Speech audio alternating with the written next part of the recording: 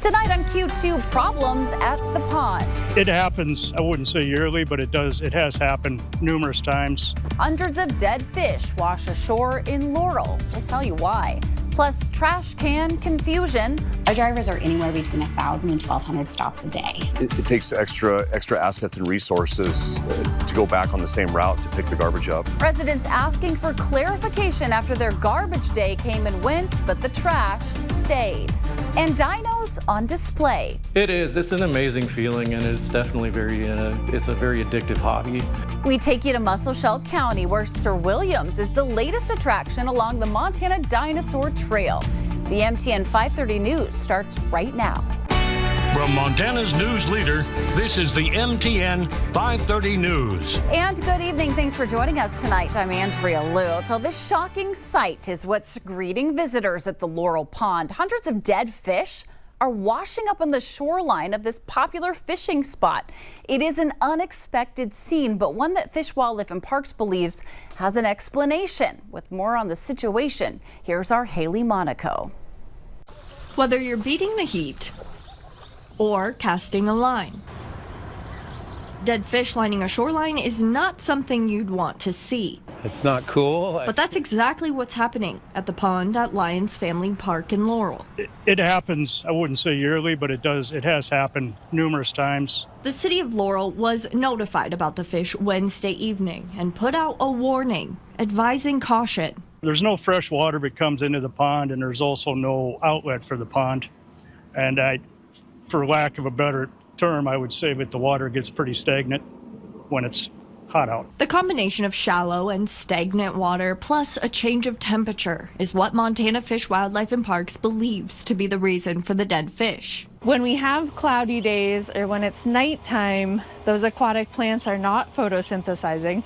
They're actually respiring, and they are consuming oxygen, and that takes up available oxygen for things like fish in the pond. Despite the dead fish made up mostly of sunfish, plenty were still swimming around in the pond. And it looked like a natural event. While the city of Laurel recommends never swimming in the pond, FWP says there is no risk to humans or pets at this time. There is some cloudiness in the pond right now that some folks have been commenting on, and we don't believe at this time that that has anything to do with the fish die-off.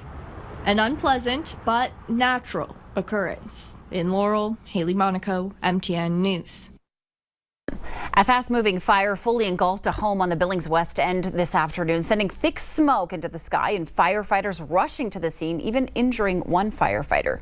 Crews were called to the 4100 block of Nybauer Road around 1:30 to find this house already consumed by flames. It appears to be a total loss, and all the occupants made it out safely. But one firefighter was treated for what appeared to be heat exhaustion. The cause of the fire remains under investigation. Two suspects behind a bold heist accused of stealing an RV and a pickup from two different Billings businesses are still on the run tonight. Investigators say the net is tightening after both vehicles were recovered in Canyon County, Idaho. Tonight, Hannah Pettiferi breaks down the latest twists in this unfolding case. They were found in southern Idaho. More than $150,000 of stolen property from Billings is now recovered. Dustin Brett's thanking law enforcement for their help in locating the truck and trailer that he says were stolen back on June 28th. And working with the local police chief in Homedale, Idaho, he helped coordinate a sting operation to try and collect that trailer. But that sting didn't quite go as planned. It was a large operation that unfortunately, didn't quite catch the bad guy, but we will. Dustin says the suspect actually slipped away because law enforcement was waiting for a warrant to be issued. They could not detain him because there was not a warrant out for him even after, almost 2 weeks of the report being filed with law enforcement. Dustin says that part of this ordeal is frustrating. It cannot take 2 weeks or a week to turn around a warrant when there's this kind of leads. That's just completely unacceptable. Rob Rosen with the Caldwell Police Department in Idaho says they have the stolen truck and trailer. Now they want to catch the guy, Jonathan Shane Roberts. He is wanted in multiple states for varying crimes. We are looking forward to capturing him and taking him into custody safely. Dustin couldn't be more supportive. His time is running out. And he's praising those on social media that helped get the word out. The Facebook and Instagram community, as they have already helped, have all the confidence in the world that we will get Jonathan Shane Roberts. In Billings, Hannah Pettiferry, MTN News.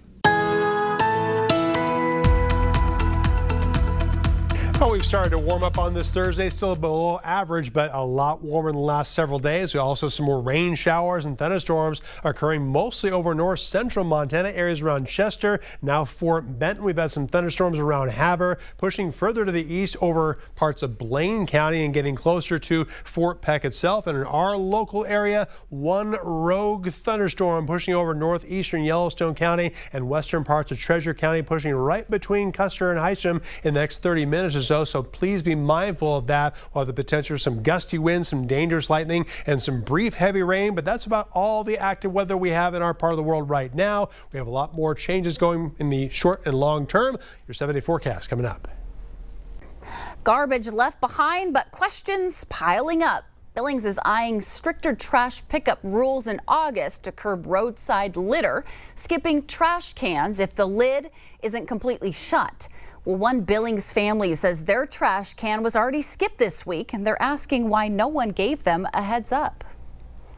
On Jesse Bradley's West End Street, garbage day came and went.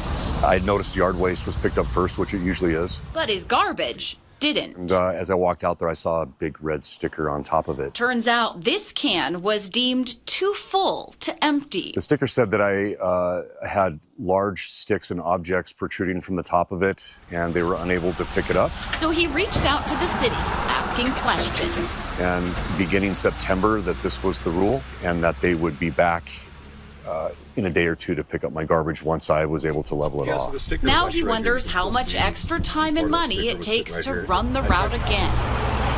I don't know of many people that'd like to do it twice, you know. Public Works Director Debbie Melling admits some drivers got ahead of themselves. A bit of a miscommunication. Some of our drivers thought we were ready to pull the trigger on that, and we weren't. We are not quite ready for that. Public Works says the goal is cleaner streets, and they'll present a policy in August. Go on any street, you'll see litter. And I think our city has more to offer than, what it looks like when there's litter all over the streets. Jesse's can was eventually emptied, but he says the city needs to trash the confusion before rolling this out. The policy says the container lid has to be down. The hard thing is that interpretation between down and all the way up. Whether we enforce that policy more stricter than we have or not is still up for discussion. For now, he hopes the city cleans up the communication. I thought maybe I missed something working out of town quite a bit. I thought maybe we missed a memo or a notice or something like that. But, from the people that I've talked to, they're kind of in the dark as well. So I think they need to bring this forth, for some public comment for sure. Until then, residents like Jesse will be watching to see how the city handles what's left on the curb. I think a whole lot of undue stress for people that are assuming that our garbage is going to be picked up on a said day, and we plan around that, really. Well, Melling says drivers already run up to 1,200 stops a day, and overflow pickups can slow them down. The real cost is to taxpayers. She says it would come from adding more routes if backups continue. City leaders will take up the issue at their August 4th work session. Unfortunate news coming out of Yellowstone National Park tonight as a bold black bear is put down after tearing through a backcountry campsite in search of food. The female bear first crushed an empty tent last month in the black-tailed Deer Creek drainage. Days later, she climbed a food pole, ripped down properly stored supplies, and devoured campers' gear. Wildlife officials decided to euthanize the bear, citing risks to visitors and property. Food-conditioned bears are rare in the park, but can quickly become aggressive. The last management kill was in July of 2020 after a bear injured campers and raided food.